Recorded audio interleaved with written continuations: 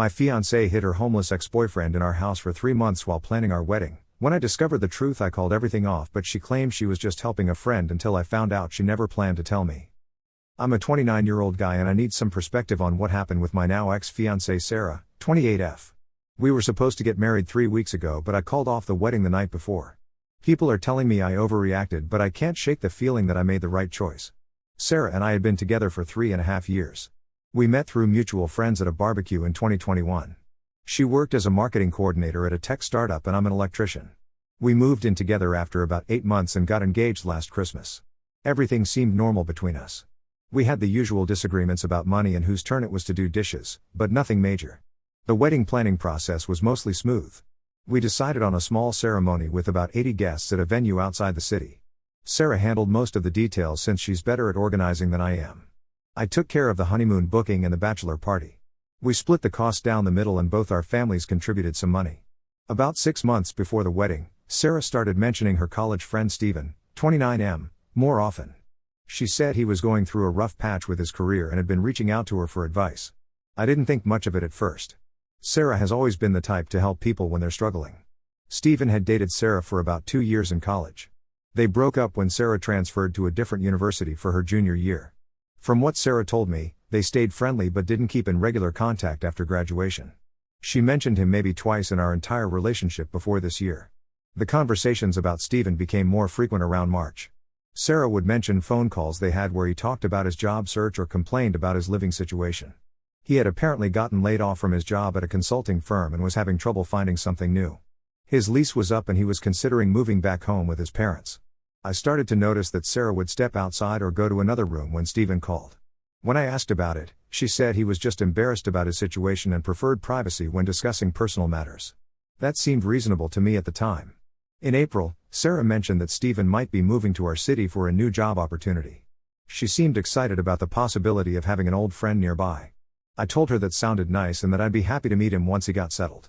2 months before the wedding, Sarah brought up the guest list. We had already sent save the dates but were finalizing the official invitations. She casually mentioned that she wanted to add Stephen to the list since he would be in town by then and it would be a good opportunity for him to meet people and make connections. I asked her to think about it more since adding extra guests would increase our costs and we had already planned for a specific number. She agreed to consider it and didn't bring it up again for a few weeks. 3 weeks before the wedding, I was helping Sarah address the final batch of invitations when I noticed Stephen's name on one of the envelopes. I asked her about it and she said she had decided to invite him after all. She explained that he had confirmed he would be moving to our city and she thought it would be rude not to include him. I wasn't thrilled about the last-minute addition, but I didn't want to start a fight so close to the wedding. I figured one extra person wouldn't make a huge difference and maybe it would be good for Sarah to have a familiar face at the reception. The week before the wedding was hectic with final preparations. We had the rehearsal dinner on Thursday night and everything went smoothly. Our families got along well and everyone seemed excited for Saturday. Friday night, the evening before our wedding, Sarah and I were at home doing last-minute packing for our honeymoon. We were planning to leave for a week in Costa Rica right after the reception. Sarah's phone rang and she answered it in the kitchen while I was in the bedroom folding clothes. I could hear her side of the conversation and it sounded like she was giving someone directions to the venue. When she came back to the bedroom, I asked who had called. She said it was her cousin Lisa confirming details about the ceremony timing. About an hour later, Sarah's phone buzzed with a text message. She was in the shower so I glanced at the screen to see if it was important. The message was from Stephen and it said something about being excited to see her tomorrow and thanking her for everything she had done to help him get back on his feet. That struck me as odd phrasing for a casual wedding guest. I didn't read the full conversation but I could see there were several recent messages between them. When Sarah got out of the shower, I mentioned that Stephen had texted and asked what he meant about helping him get back on his feet. Sarah's face changed completely. She sat down on the bed and was quiet for a long moment. Then she told me that Stephen hadn't just been reaching out for career advice. He had actually been staying in our spare room for the past month. I stared at her, not understanding what she meant. She explained that Stephen had been essentially homeless since losing his job and his lease ending. Instead of moving back with his parents, she had offered to let him stay with us temporarily until he found work and could get his own place. I asked her why she had never mentioned this to me. She said she knew I would be stressed about having a houseguest so close to the wedding, so she decided to handle it quietly. Stephen had been staying in the spare room but leaving early in the morning and coming back late at night when I was already asleep. On weekends, he would go to the library or coffee shops to give us space. I realized that explained why Sarah had been doing more laundry lately and why there were sometimes dishes in the sink that I didn't remember using. I had attributed it to wedding stress making us both more scattered than usual. Sarah continued explaining that Stephen had actually found a job and was starting the following Monday. He had already put a deposit down on an apartment and would be moving out during our honeymoon. She said she had planned to tell me everything after we got back from Costa Rica. I asked her how long this had been going on. She admitted that Stephen had actually moved in about 6 weeks earlier, right around the time we sent out the final wedding invitations. All those phone calls and private conversations had been about coordinating his stay and helping him prepare for job interviews. I sat there trying to process this information. My fiancée had been secretly housing her ex-boyfriend for over a month without telling me. Not only that, but he would be attending our wedding the next day as if he were just another guest, when in reality he had been living in our home. I asked Sarah why she felt the need to hide this from me. She said she knew it would sound weird having her ex-boyfriend stay with us, but she insisted it was purely platonic. Stephen had been like a brother to her in college and she couldn't stand the thought of him being homeless when she had the means to help. She also said she didn't want me to worry about anything else so close to the wedding. She had been handling all the logistics of Stephen's stay and making sure it didn't impact our daily routine or wedding preparations. In her mind, she was protecting me from unnecessary stress. I told Sarah that I needed some time to think. I went for a drive around the neighborhood, trying to wrap my head around what I had just learned.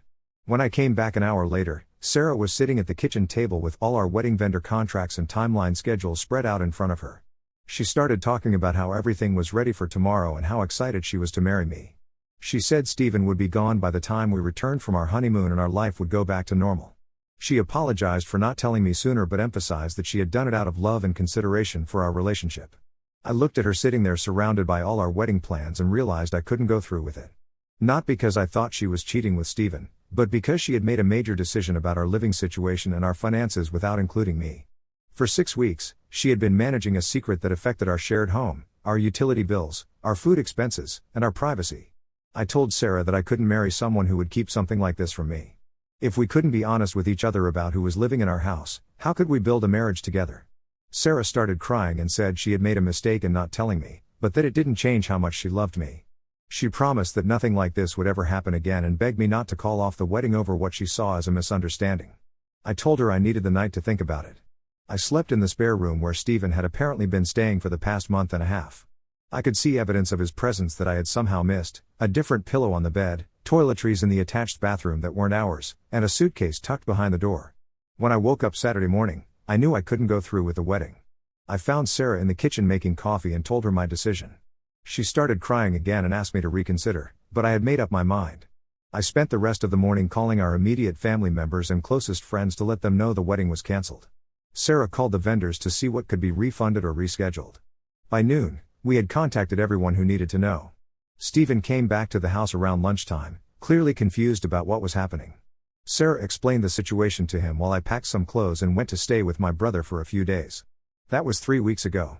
I've been staying with my brother while Sarah and I figure out what to do about our lease and shared belongings. She's been texting me asking if we can work things out, but I haven't changed my mind about the marriage. Some of our friends think I overreacted and that Sarah was just trying to help someone in need. Others understand why I felt betrayed by the secrecy. Sarah's family thinks I'm being unreasonable and that couples should be able to weather disagreements like this.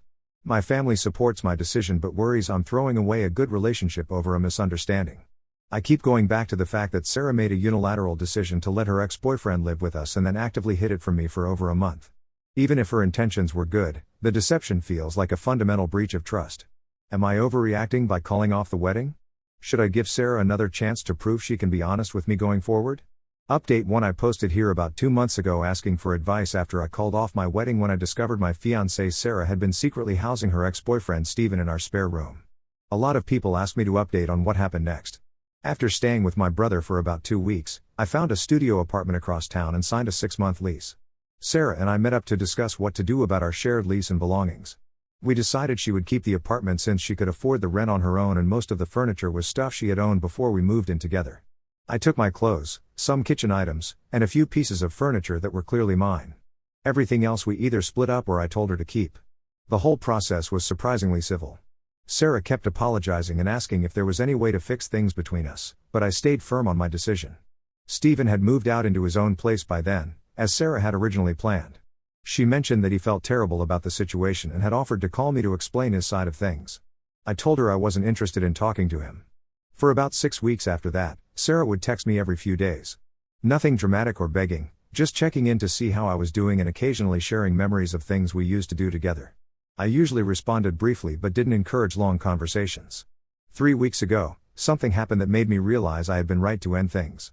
I was at a hardware store near my old neighborhood buying supplies for some electrical work when I ran into Sarah's friend Monica, 26F.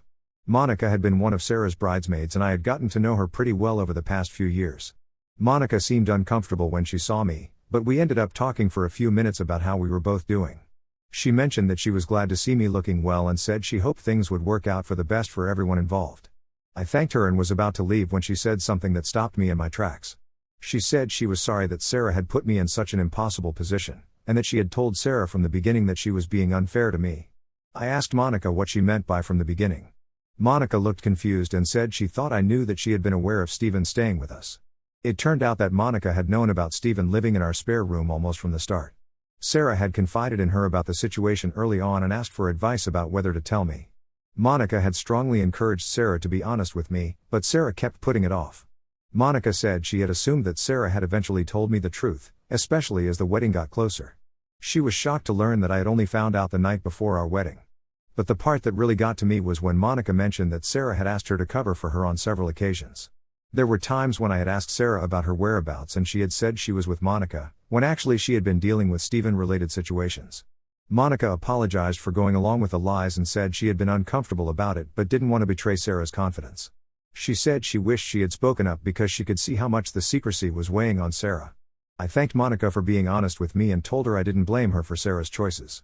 But walking back to my car, I realized that the situation had been even worse than I had originally understood. It wasn't just that Sarah had made a unilateral decision about Stephen staying with us. She had actively constructed an elaborate deception that involved multiple lies over several weeks and recruited mutual friends to help maintain the cover story. When I got home, I sat down and thought through all the interactions I could remember from those 6 weeks. Sarah stepping outside to take phone calls. Extra dishes and laundry that I had attributed to wedding stress. Times when Sarah said she was running errands but was gone for longer than expected. Her friend Monica backing up stories about where Sarah had been. I realized there had been dozens of small deceptions, not just one big secret. Sarah hadn't just failed to tell me about Stephen, she had actively worked to make sure I wouldn't find out. That evening, I sent Sarah a text message telling her that I had run into Monica and learned about the extent of the lies.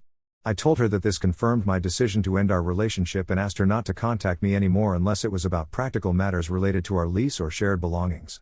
Sarah called me immediately after receiving the text. I almost didn't answer, but I figured it was better to have the conversation once and be done with it. Sarah was crying and said she knew how bad it sounded but that she had only lied because she loved me and didn't want to hurt me. She said she had panicked when Stephen first asked to stay with us and then felt trapped in the lie as time went on. She admitted that asking Monica and probably other friends to cover for her had been wrong, but said she had been desperate to protect our relationship. She said she had convinced herself that if she could just get through the wedding and Stephen's move out, everything would go back to normal and the lies wouldn't matter anymore. I told Sarah that I understood she hadn't intended to hurt me, but that the level of deception involved had convinced me that we weren't compatible as partners. I said that even if I could forgive the original decision about Stephen, I couldn't get past the weeks of elaborate lies that followed. Sarah asked if there was anything she could do to prove that she could be trustworthy going forward. I told her that trust wasn't something you could prove after the fact, it was something you either maintained or you didn't. The conversation lasted about 20 minutes and ended with Sarah saying she would respect my wishes about not contacting me. She said she hoped that someday I would be able to forgive her and that she would always love me. Since then, Sarah has kept her word about not reaching out.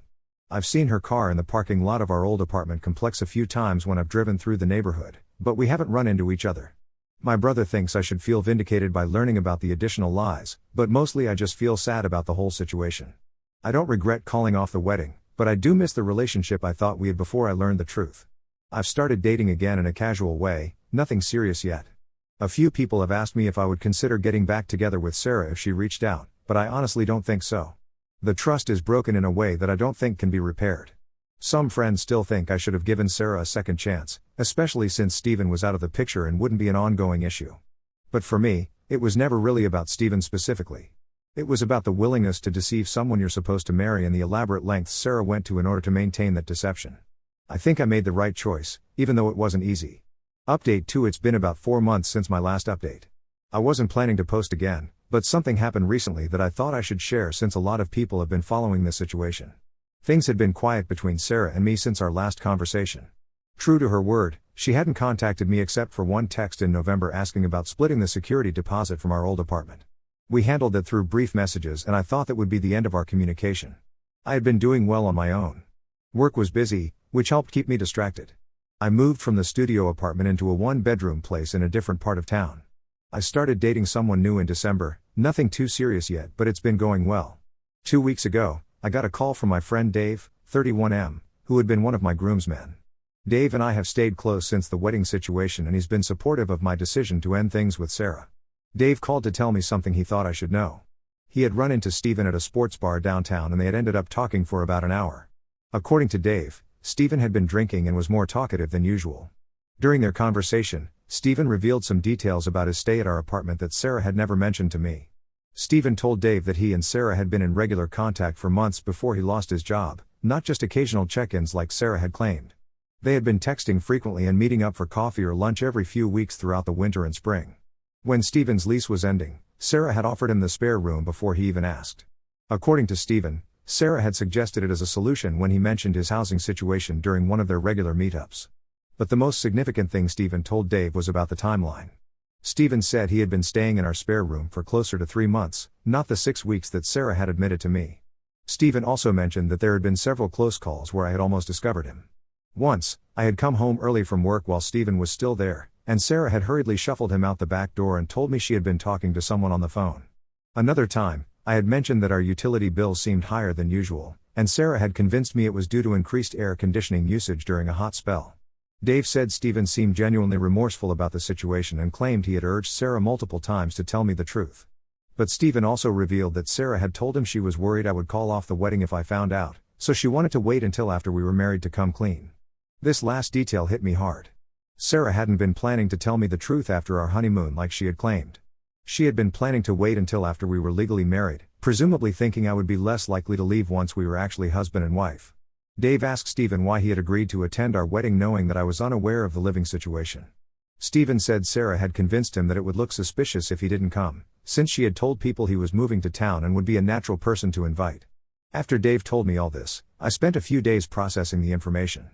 I realized that almost everything Sarah had told me about the situation had been either a partial truth or an outright lie. The timeline was longer than she admitted. The frequency of her contact with Stephen was greater than she claimed. The decision-making process was more calculated than she had described. And most importantly, she had never actually intended to tell me the truth voluntarily. I decided I needed to confront Sarah about these revelations, not because I wanted to get back together, but because I needed to understand how extensively I had been deceived. I sent Sarah a text asking if we could meet to talk. She responded immediately saying yes and asking if this meant I was reconsidering our relationship. I told her I just wanted to have a conversation and she agreed to meet me at a coffee shop near our old neighborhood. When I saw Sarah, she looked nervous but hopeful. She had dressed up more than necessary for a casual coffee meeting and she kept fidgeting with her hair. I got straight to the point and told her what Stephen had revealed to Dave. Sarah's face went through several expressions as I talked. First confusion, then anger, then resignation. When I finished, she was quiet for a long time. Finally, Sarah admitted that Stephen's version was accurate. She said she hadn't lied to me during our previous conversations, but she hadn't told me the complete truth either. She confirmed that Stephen had been staying with us for about 3 months and that they had been in regular contact before that. I asked her directly if she had been planning to tell me the truth after our honeymoon or if she intended to wait until after we were married. Sarah started crying and admitted that she had been planning to wait until after the wedding. She said she knew I might call off the wedding if I found out beforehand, but she thought that once we were married, I would be more willing to work through the issue. She said she had convinced herself that being married would give us a stronger foundation to handle the revelation. I told Sarah that this confirmed everything I had suspected about her decision-making process. She hadn't been protecting me from stress, she had been protecting herself from consequences. Sarah apologized repeatedly and said she knew how calculating it sounded, but that she had genuinely thought she was doing what was best for our relationship. She said she had been terrified of losing me and made progressively worse decisions to avoid that outcome. I told Sarah that I appreciated her honesty, but that it didn't change anything between us. If anything, learning the full extent of the deception had reinforced my conviction that ending our relationship was the right choice. Sarah asked if there was any possibility of starting over with complete honesty going forward. I told her that the person who could make elaborate plans to deceive someone they were about to marry wasn't someone I could trust with my future. We finished our coffee and said goodbye. Sarah hugged me and said she understood why I couldn't forgive her, but that she would always regret losing me. I haven't heard from her since then. Dave told me that Steven has moved to a different city for work, so that chapter seems to be closed. I've been thinking about what I learned from this whole experience. The original betrayal was bad enough, but discovering the calculated nature of Sarah's deception was somehow worse. It made me realize that the person I thought I was going to marry didn't really exist. I'm glad I found out before the wedding rather than after. I can't imagine how much more complicated and painful this would have been if we had actually gotten married first. The woman I'm dating now knows the basic outline of what happened with Sarah. She says it makes her want to be extra transparent with me, which I appreciate. I don't think the experience has made me unable to trust people, but it has definitely made me more aware of the importance of honesty in relationships. I still occasionally wonder what would have happened if Sarah had just told me the truth from the beginning. Maybe I would have been okay with Steven staying with us temporarily. But I'll never know, because she never gave me the chance to make that choice. I think I've finally reached a point where I can put this whole situation behind me and focus on moving forward.